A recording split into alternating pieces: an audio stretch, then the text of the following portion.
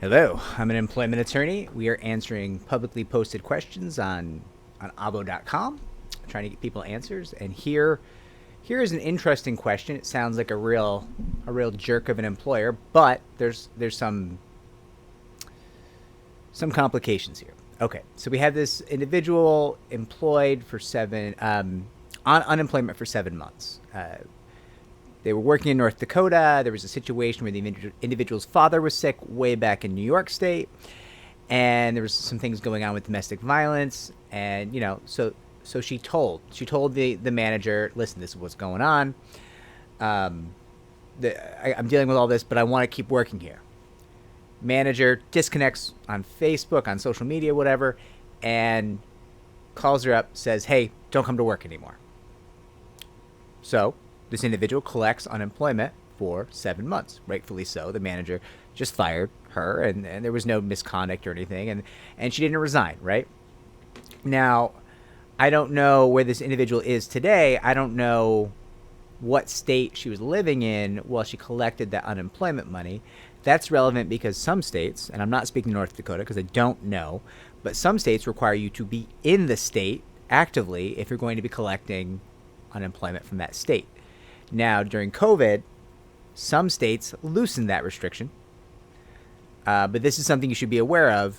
Just check what the rule on that is in North Dakota if you're collecting from unemployment in North Dakota. Be aware of that.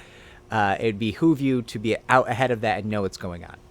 But that's not the deal with the employer. The employer, after 7 months, is now claiming this individual engaged in some misconduct and that she doesn't deserve the unemployment. Well, that's not true. We know it's not true because she told us, and she's got witnesses to the phone call where the manager said, don't come in anymore. Sounds like they just said, hey, you've got too much family drama. Now, I don't know if this is protected in North Dakota, but I know in New York State, domestic abuse victims, they're a protected class, right? If an employer said, hey, you're a domestic abuse victim, and I want you out of here because it's a hassle for me, that's a form of discrimination. That's protected. They can't do that in New York. So you need to speak to a local North Dakotan employment attorney, which, if I'm being honest, there may not be too many, but you need to find one, or at least a general practice attorney in North Dakota who knows, and find out, because you may have a claim for domestic violence discrimination.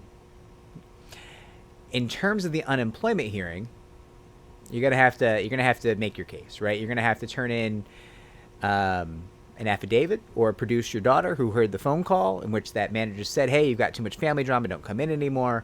You're going to have to prove that there was no show, no call, which is, I think, what they're claiming, right? And it's going to be important that you do that because you definitely don't want to pay back all the unemployment. It's very important. And I'm sorry you have to deal with this. These people sound like real jerks. Waiting all this time. I mean, it's really gross behavior. I'm sorry. I hope this helps. If it did help you, consider liking and subscribing. That helps us to help more people like you. And I'm also available for follow-up questions. I can't, if you're collecting unemployment in North Dakota, I'm going to be limited because I'm out of New York, right? We handle EEOC cases in all 50 states, but we can't handle things like that because that's under state law. But if you're having trouble finding someone, maybe I can search for an attorney in North Dakota for you. Sorry you have to deal with this.